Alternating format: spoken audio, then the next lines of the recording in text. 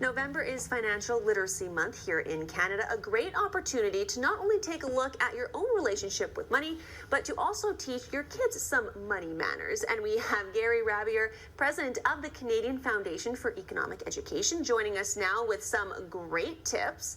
Please. And you know what? Every time you're here, we learn something. We want to take notes, but I feel like, especially in this day and age, we have to pay such close attention because there is that huge connection between money and stress and our physical and our mental well-being.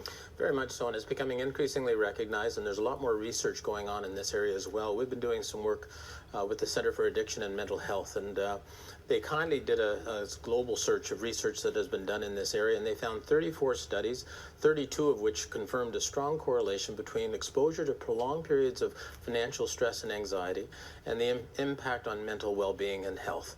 And you know, there's a lot of Canadians, I don't think, that need to be told that because they're struggling with the challenges faced from ongoing stress and anxiety, and it has affected their lives significantly. And that's one of the reasons why we're trying to do so much for young people, so that, you know, the most Canadians who are living those lives of stress did not want to go over that stress barrier, but there's so many forces, factors, and influencers working on them, that and challenges they have to contend with, and meeting right, and kids and whatever, that they've stepped over into it.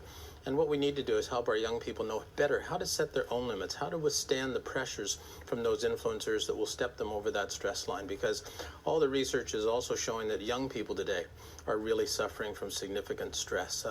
CAMH did a survey of high school students and found that 38% of them were showing significant signs of stress.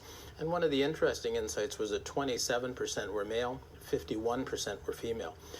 And it seems like the pressures, particularly on young females, I think compounded by social media, and how on social media people inflate their lives often and make people feel less well and good about themselves. And in that context, I think more and more young people are feeling stress already, even before they face some of the most significant challenges they're going to face later in life.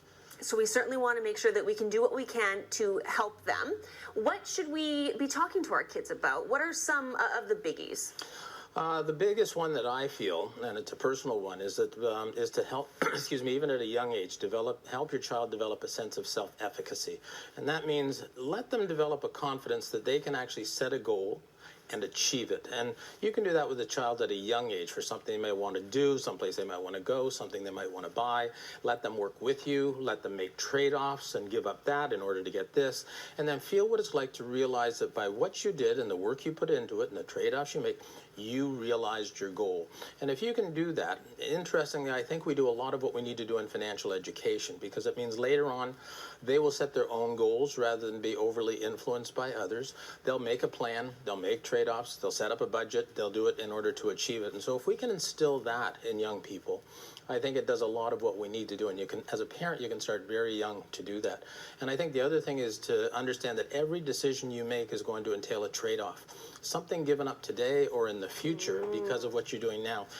We often do it at the mall ourselves. We see something, we say, well, think about it and come back. And 99% of the time you don't, partly because you're giving that reflection, is it something I really need versus other things? If we factor that into all of our money decisions, we'll usually make better ones. Tips for everybody, no matter what your age is. If folks out there want more, we always do. There's tons of resources, correct? Yeah, we have a brand new edition of our Money and Youth resource, which people can, excuse me, get a free copy of, thanks to our partner, IG Wealth Management. We have distributed over 500,000 copies of those to schools and households across Canada. They can go to the website, moneyandyouth.com, and there's the book is divided into modules, and there's a parent guide for every module to help parents in that discussion as well, too. We also have a program called Talk With Our Kids About Money, and that's at talkwithourkidsaboutmoney.com, and it has resources going back to age 5, and so 5 right through to 18, and Money and Youth is primarily for teenage and youth as well. We also have a new program called Money Laughs at moneylaughs.ca, which we did with the Just for Laughs Gags group, and that brings a lighter hearted thing, and through a minute-and-a-half vignettes that set the stage for some funny situations but also provoke discussion as well.